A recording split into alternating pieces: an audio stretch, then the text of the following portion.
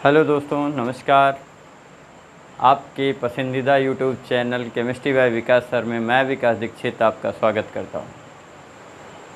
आज दोस्तों, जैसा कि हम पिछले वीडियोस में आपको ये डिस्कस कर चुके हैं कि रिएक्शन इंटरमीडिएट क्या होते हैं या बॉन्ड क्लीवेज क्या होती है या रिएक्शन मैकेनिज़्म क्या होती है। जो रिएक्शन मैकेनिज़्म हम लोगों ने पिछले चैप्टर में आप लोगों से डिस्कशन किया हुआ है, से हमने आपको बताया था पिछले वीडियोस में कि जो रिएक्शन होनी है, कभी भी कहीं पर भी रिएक्शन होनी है तो सबसे पहले अनस्टेबिलिटी क्रिएट होती है और अनस्टेबिलिटी के साथ साथ रिएक्टिविटी बढ़ जाती है और उसी के साथ रिएक्शन प्रोसीड होती है।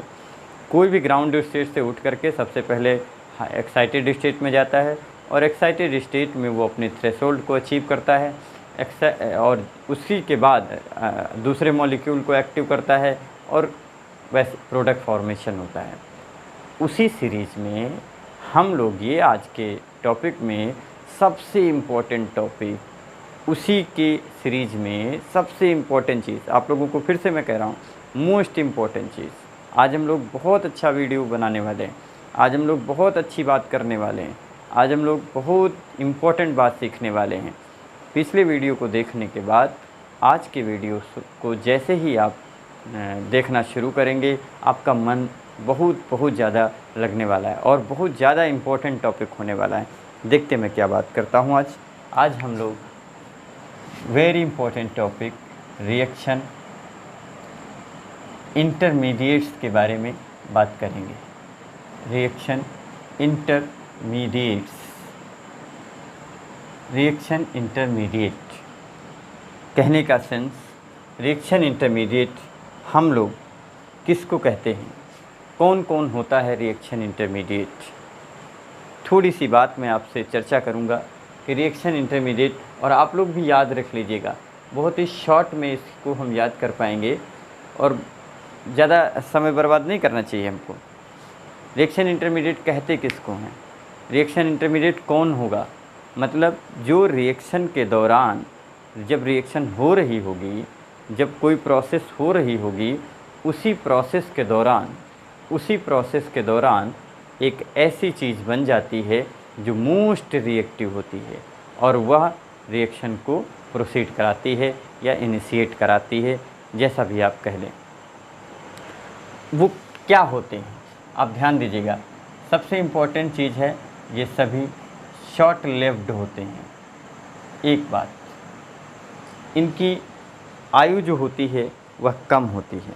They are very short lived, they are very reactive, they are very reactive, short lived, less stable, very important, less stable. And next is short lived, very reactive, less stable and highly charged.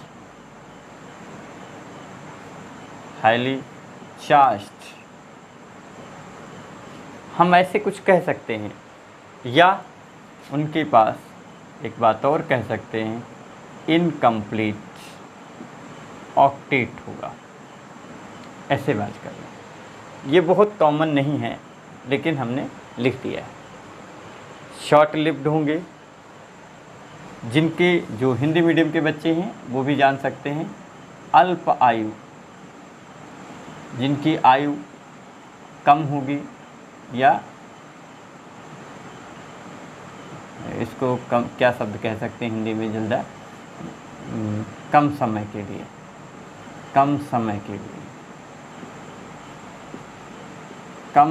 के लिए जो चीज़ रहती है।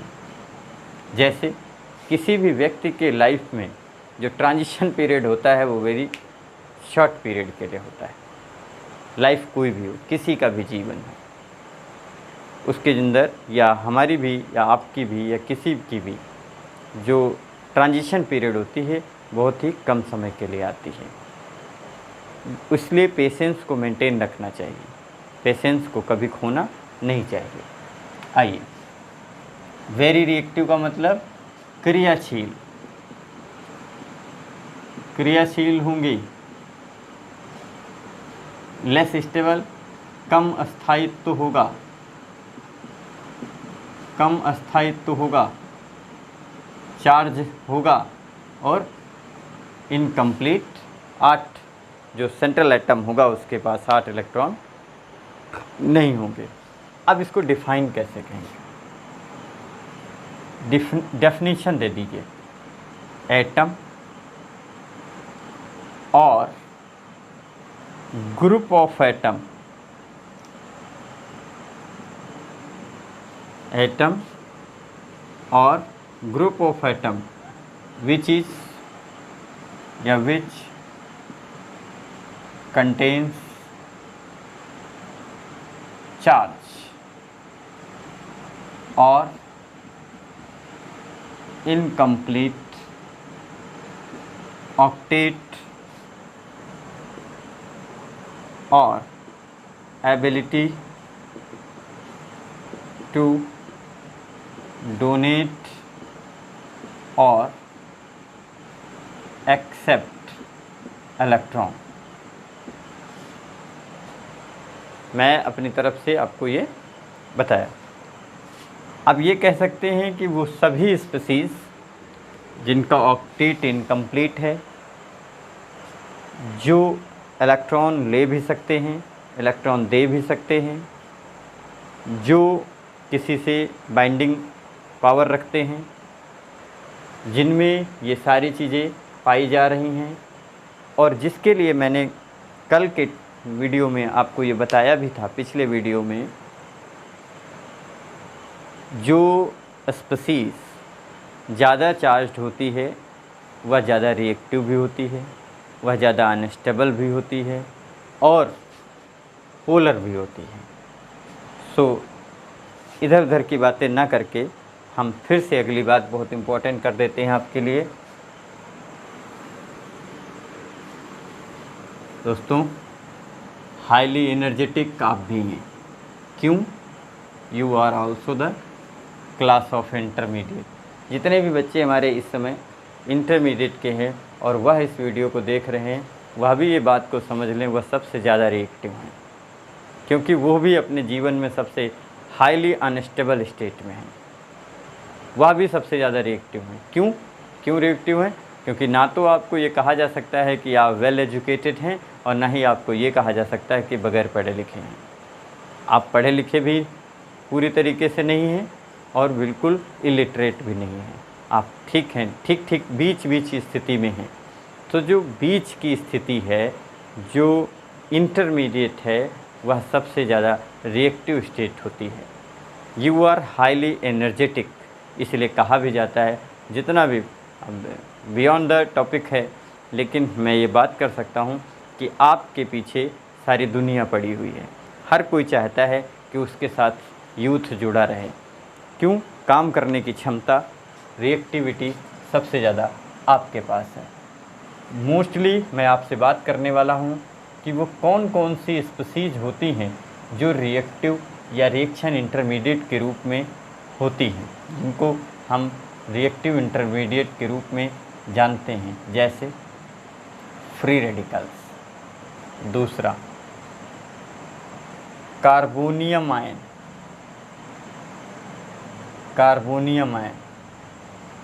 तीसरा, carbon ion.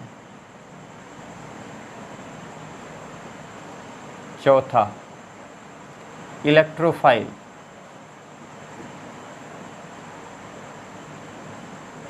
पांचवा, nucleophiles.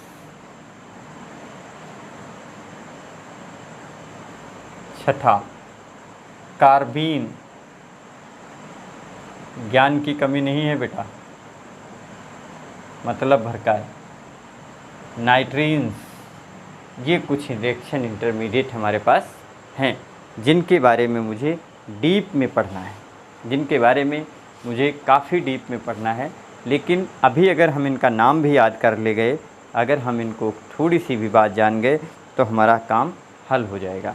हमको ये बात समझ में आ जाएगी कि मेरे को क्या पढ़ना है। फ्री रेडिकल मैं कल बता चुका हूँ, एक एक लाइन के अंदर इनको डिफ़ाइन कर देंगे और आपको समझ में आने लगेगा। वन बाय वन आप इतना नोट कर लीजिए पहले, फिर मैं हटा देता हूँ, या इतना आप लोग लिख लीजिएगा। और हाँ, एक अपील मैं आपसे फिर से एक बार कहूँगा कि मैंने आपसे पहले भी कहा था, जब भी हमारे साथ आप ऑर्गेनिक केमिस्ट्री पढ़ें तो एक काम ज़रूर करते रहिए। हमारे टीचर्स ने हमको बड़ा फोर्सफुल्ली ये कहा था कि जब भी आप ऑर्गेनिक केमिस्ट्री पढ़ें तो अपने साथ पेन, पेपर, कॉपी ज़रूर साथ में रखें और जो भी इम्पोर्टेंट चीज़ें हैं उनको नोट डाउन करते रहें, क्योंकि ऑर्गेनिक केमिस्ट्री कई बार रिएक्शंस और उनके जो कंपाउंड हैं, जो उनके इंटरमीडिएट हैं, जो उनके स्ट्रक्चर्स हैं, वह आपको लिखने से ही आएंगे। तो दोस्तों, ये मेरी अपील आप लोग एक्सेप्ट करिए और आप लोग अपने पास कॉपी, पेन और बुक के साथ ही, बुक की ज़रूरत नहीं है, बुक हम खुद हैं, लेकिन आपके पास कॉपी, पेन, पेंसिल ज़रूर होनी चाहिए, जिसको आप सुन करके लिखें भी। हम ये नहीं कहते कि आप सारी चीज़ें जो चीज़ समझ आ रही, जो आपको पहले से पता है, लेकिन अगर आप इनिशिएट कर रहे हैं सिस्टम को और आपको पहले से नहीं आता था, आज सुन करके आपको याद आ रहा है, तो फिर आप ज़रूर लिखें और इम्पोर्टेंट तरीके से लिखें। फ्यूचर में हम आपके लिए कभी PDF वगैरह अगर संभव हुआ तो टेलीग्राम चैनल्स के माध्यम से हम आपको नोट्स भी उपलब्ध करा देंगे, लेकिन तब तक आप जो भी मैं इम्पोर्टेंट चीज़ें बता रहा हूँ आपको, वो चीज़ नोट करते रहिए और लिखते रहिए। इसी के साथ एक और अपील, अगर आपको हमारे वीडियोस पसंद आ रहे हैं तो आप हमारे चैनल को शेयर, सब्सक्राइब, बेल आइकॉन को प्रेस जरूर कर लीजिए, ज़रूर चैनल को सब्सक्राइब कर लीजिए और दूसरों से भी सब्सक्राइब करवाइए। आइए मैं आपकी बात आगे ले चलता हूँ, मैं फ्री रेडिकल की बात करता हूँ। फ्री रेडिकल हो, कल भी मैंने कहा था, फ्री रेडिकल का मतलब होता है odd electron having species, odd electron having species are called free radical. चाहे हिंदी मीडियम के बच्चे हों, चाहे वो इंग्लिश मीडियम के बच्चे हों, एक बार में डेफिनेशन सीख जाएंगे। इससे सरल डेफिनेशन मैं नहीं पढ़ा, आपको मैं बता रहा हूँ। Odd electron having species are called free radicals. Odd electron having species are called free radicals. वो सभी स्पीसीज जिनके पास फ्री रेडिकल होता है, वो आप ऐसे कह सकते हैं, उनके पास जो इलेक्ट्रॉन्स होते हैं वो इनकम्प्लीट ऑक्टेट में होते हैं। जैसे डॉट इलेक्ट्रॉन, उसको डॉट इलेक्ट्रॉन भी हम कह सकते हैं। मैं सिंपली बता सकता हूँ, जैसे Cl बॉन्ड Cl, अगर ये टूट जाए, ये बॉन्ड ऐसे टूट जाए, कल मैंने सिखाया भी था कि ये अपने शेयर्ड इलेक्ट्रॉन अपने अपने पास चले जाएं, तो यहाँ पर Cl डॉट होगा और ये Cl डॉट होगा। लेकिन ये जो कंडीशन है वो लाइट की प्रेजेंस में होती है। जब भी फ्री रेडिकल का फॉर्मेशन होता है तो लाइट की प्रेजेंस कंपलसरी होती है। और ये जो फ्री रेडिकल बन गया है, कैसे देखिए, रिएक्शन को ये इनिशिएट करता है और ये CH3 बॉन्ड Cl, इस पर फिर से ये Cl डॉट जाके रिएक्शन करता है। ऐसे भी कह सकते हैं कि ये बॉन्ड ऐसे टूट जाती है और एक इलेक्ट्रॉन इसके पास, एक इसके पास, तो ये होता क्या होगा यहाँ पर कि ये CH3 डॉट बन जाता है और साथ में यहाँ पर ये Cl2 बन जाता है। ठीक है, आप ऐसे कह सकते, लेकिन ये स्टेप है नहीं, अभी इसके अंदर और स्टेप हैं। लेकिन यहाँ पर ये फ्री रेडिकल कार्बन का बन जाता है। मिथाइल फ्री रेडिकल इसको हम लोग कहते हैं, मिथाइल फ्री रेडिकल के नाम से जानते हैं। This is called methyl free radical. लेकिन इसी के साथ मैं एक बात और आपसे कर लेना चाहता हूँ कि फ्री रेडिकल के साथ ही रिएक्शन करता है। फ्री रेडिकल जहाँ पर एक फ्री रेडिकल होगा, दूसरा भी फ्री रेडिकल होगा, उसी के साथ कंबाइन करेगा। फ्री रेडिकल कभी भी चार्ज स्पीसीज़ के साथ कॉम्बिनेशन नहीं करेगा। एक बात तो ये हो गई। दूसरा, जो फ्री रेडिकल की रिएक्टिविटी ऑर्डर है, जो रिएक्टिविटी ऑर्डर जो इम्पोर्टेंट चीज़ है, अभी वही पढ़ रहे हैं। बाकी फ्री रेडिकल की क्या बॉन्डिंग होती है उसके अंदर कौन से फ्री रेडिकल sp हाइब्रिडाइजेशन है कि कुछ में sp2 है, जैसा भी है उसमें बहुत सारी और भी कॉन्सेप्ट हैं। उसमें कौन कौन से ऑर्बिटल इन्वॉल्व होते हैं, क्या उसकी केमिस्ट्री होती है। जब आपको बेसिक नॉलेज आ जाएगा तो मैं आपको एडवांस लेवल का और जेई और कंपटीशन लेवल का भी डिस्कशन करूंगा। लेकिन अभी मैं आपको ये सिखाना चाहता हूँ कि जो फ्री रेडिकल्स थे, चूँकि हमारे पास हम लोगों के पास समय अभी कम होता है, CH3 डॉट जिसकी रिएक्टिविटी सबसे ज़्यादा है। इसके बाद अगर ये सेकेंडरी फ्री रेडिकल हुआ, अभी इस पे चर्चा मैं कर चुका हूँ वैसे आपसे पहले भी, ये अगर सेकेंडरी फ्री रेडिकल हुआ तो इसकी रिएक्टिविटी, और टर्शरी अगर फ्री रेडिकल हुआ तो उसकी रिएक्टिविटी सबसे कम होगी। ये बात मैं पहले भी डिस्कस कर चुका हूँ। किसको हम प्राइमरी और जो ये मान लीजिए हमारे पास ये रिएक्टिविटी का इंक्रीजिंग ऑर्डर है, तो ये वाला स्टेबिलिटी का इंक्रीजिंग ऑर्डर है, स्टेबिलिटी का increasing order means tertiary free radicals are always be stable then the secondary and